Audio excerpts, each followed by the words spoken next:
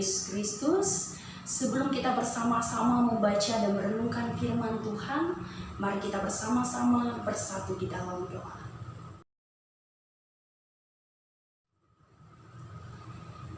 Yesus Kristus, Sang Kepala Gereja, kami mengucap syukur dan terima kasih karena Engkau baik, bahkan teramat baik dalam setiap perjalanan kehidupan yang boleh kami lalui di tengah-tengah dunia ini.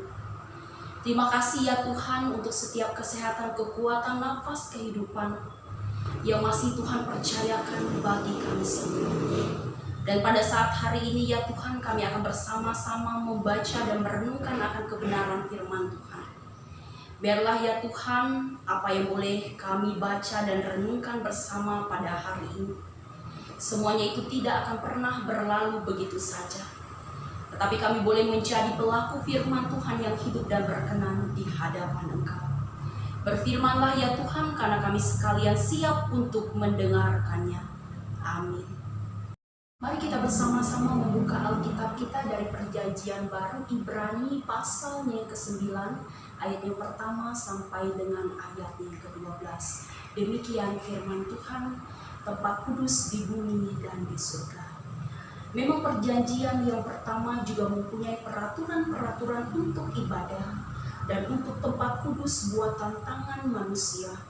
Sebab ada dipersiapkan suatu kemah, yaitu bagian yang paling depan, dan di situ terdapat kaki dian dan meja dengan roti sajian.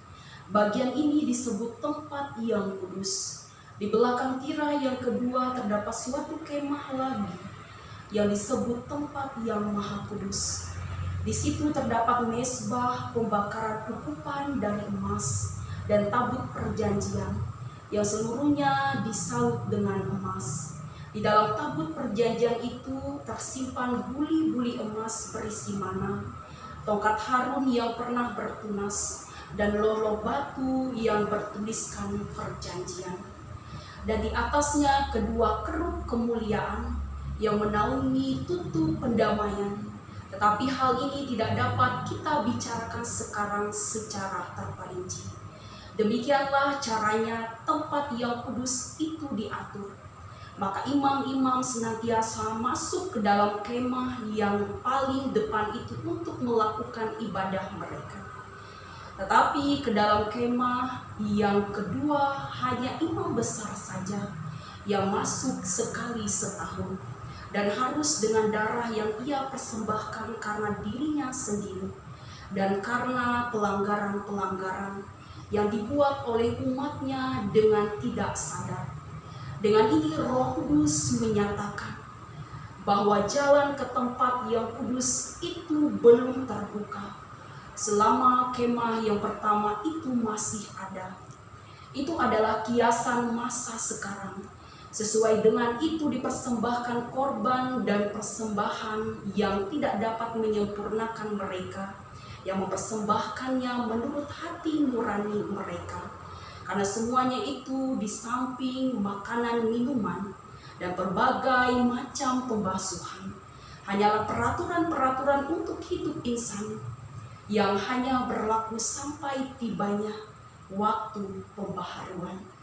Yang berbahagia ialah mereka yang mendengarkan firman Allah dan yang memeliharanya. Amin. Shalom Bapak Ibu, Saudara-saudari yang dikasih di dalam Tuhan kita Yesus Kristus. Firman Tuhan yang sudah kita baca bersama dari Ibrani pasal yang ke-9, ayat yang pertama sampai dengan ayat yang ke-12, saya memberikan tema bagi kita bersama, yaitu ibadah sejati. Dan berbicara tentang ibadah sejati, saya teringat dengan lagu dari pelengkap Kidung Jemaat nomor 264, Apalah Arti Ibadahmu. Dengan lirik, apalah arti ibadahmu kepada Tuhan jika tiada rela, sujud dan sungguh. Apalah arti ibadahmu kepada Tuhan jika tiada hati tulus dan syukur. Ibadah sejati jadikanlah persembahan. Ibadah sejati kasihlah sesamamu. Ibadah sejati yang berkenan bagi Tuhan. Jujur dan tulus ibadah murni bagi Tuhan. Bapak Ibu, saudara-saudari yang dikasih di dalam Tuhan kita Yesus Kristus. Ketika kita menjalani kehidupan kita di tengah-tengah dunia ini, dengan perubahan dan tantangan zaman.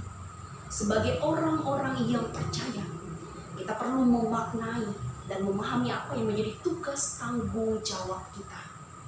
Secara khusus kita perlu memaknai akan arti dari ibadah sejati dalam kehidupan kita.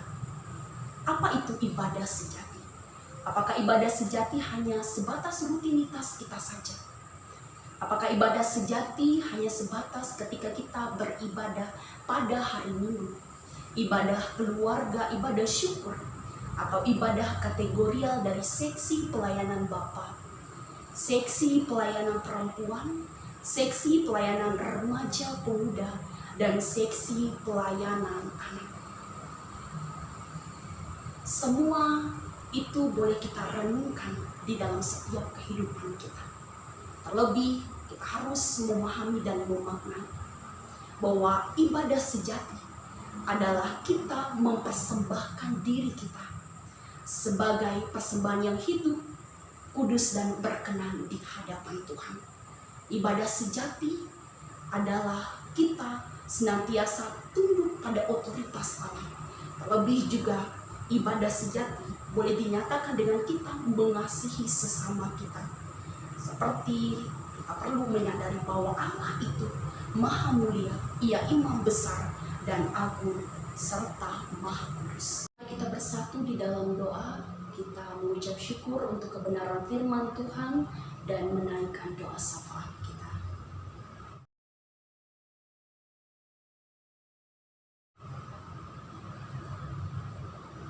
Kembali kami menaikkan rasa syukur dan terima kasih kami. Jika pada kesempatan hari ini kami boleh bersama-sama mendengarkan akan kebenaran firman Tuhan. Biarlah melalui kebenaran firman Tuhan ini kami boleh memahami dan memaknai atas setiap perjalanan kehidupan yang boleh kami lalui bersama Yesus Kristus sebagai Tuhan dan Juru Selamat kami. Terima kasih ya Tuhan, kebenaran firman Tuhan yang boleh mendidik dan mengajarkan kami. Bahkan mengingatkan kami semua sebagai orang-orang yang percaya kepada Engkau untuk selalu beribadah kepada Engkau. Terlebih ibadah sejati mempersembahkan tubuh, jiwa, raga kami sebagai persembahan yang hidup dan berkenan di hadapan Engkau. Terima kasih Tuhan untuk semuanya itu. Ajarkan kami senantiasa mampu menjadi pelaku firman Tuhan. Karena telah nyata bahwa kami adalah surat Kristus yang ditulis oleh pelayanan kami. Ditulis bukan dengan tinta, tetapi dengan roh dari Allah yang hidup. Demikian besarnya keyakinan kami kepada Allah oleh Yesus Kristus sebagai Tuhan dan Juru Selamat kami. Di masa pandemi COVID-19 ini, dalam setiap pelantunan puji-pujian sembah kami, dalam setiap dukungan doa kami bersama, Engkau boleh memberkati setiap pelayanan dan semua jemaat-Mu. Senantiasa diberikan kesehatan, kekuatan, semangat, bahkan kemampuan di dalam menunaikan setiap tri panggilan gereja, yaitu bersekutu, bersaksi, dan melayani di hadapan Engkau. Biarlah Engkau terus meneguhkan iman percaya kami. Kami semakin berhikmat, bijaksana, dan selalu takut akan Tuhan. Diberkatilah ya Tuhan senantiasa para pemimpin kami, dari tingkat pusat sampai kepada daerah-daerah. Biar juga Engkau boleh memberkati para pemimpin gereja dari tingkat sinode, resort, dan jemaat kami, untuk terus menunaikan setiap apa yang menjadi tugas tanggung jawab kami. Segala apa yang boleh direncanakan dalam program bahkan kegiatan kami semua, kami percaya di dalam nama Tuhan Yesus Kristus, semuanya boleh berjalan lancar seturut dengan kehendak-Mu. Bagi Bapak Ibu, saudara-saudari terkasih kami, pada saat hari ini ya Tuhan terbaring dalam keadaan sakit. Baik penyakit kronis, bahkan yang terpapar virus pandemi COVID-19, yang terbaring di rumah maupun di rumah sakit. Ya Tuhan, kami percaya bahwa dengan mujizat dan bilur-bilur-Mu ya Tuhan, mereka boleh disembuhkan dan dipulihkan seperti sedia kala. Hanya melalui jamahan tangan kasih-Mu Tuhan. Kami percaya segala sesuatu yang mustahil bagi kami, maka tidak akan pernah ada sesuatu yang mustahil bagi nama Tuhan. Bagi mereka yang saat ini sedang memiliki setiap masalah dalam kehidupan keluarga rumah tangga mereka, masalah kesehatan mental yang merasa terisolasi, ketakutan dan ketidakberdayaan yang boleh mereka alami saat ini.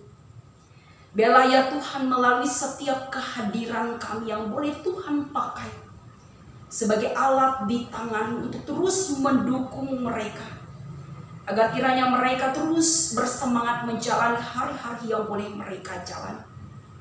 Demikian juga di antara kami, jika kehilangan pekerjaan di masa pandemi COVID-19 ini, kami percaya ya Tuhan, ada lawatan cinta kasih Tuhan terus nyata dalam kehidupan mereka. Memberikan juga bagi mereka kehidupan yang layak seturut dengan kehendak-Mu ya Tuhan. Untuk kami sekalian, para jemaat-Mu Tuhan, apa yang boleh kami rasakan, apa yang boleh kami alami saat ini ya Tuhan, kami percaya semua tidak akan pernah terlepas dari setiap campur tangan Tuhan yang bekerja dalam kehidupan kami. Biarlah ya Tuhan, apa yang boleh kami lakukan saat ini ya Tuhan, mau menyadarkan akan singkatnya waktu-waktu kami di dalam dunia ini. Biarlah kami terus berpasrah diri di dalam Engkau. Biarlah kehendak Tuhan yang terjadi dalam kehidupan kami, bukan atas setiap kehendak kami. Berkatilah kami sekalian, hanya di dalam nama Tuhan Yesus Kristus yang sudah mengajarkan kami doa Bapa kami. Bapa kami ada di surga, dikuduskanlah nama-Mu. Datanglah kerajaan-Mu, jadilah kehendak-Mu di bumi seperti di surga. Berikanlah kami pada hari ini makanan kami yang secukupnya, dan ampunilah kami akan kesalahan kami, seperti kami juga mengampuni orang yang bersalah kepada kami. Dan jangan bawa kami ke dalam pencobaan, tetapi lepaskanlah kami daripada yang jahat. Karena Engkau punya kerajaan dan kuasa dan kemuliaan sampai selama-lamanya. Amin.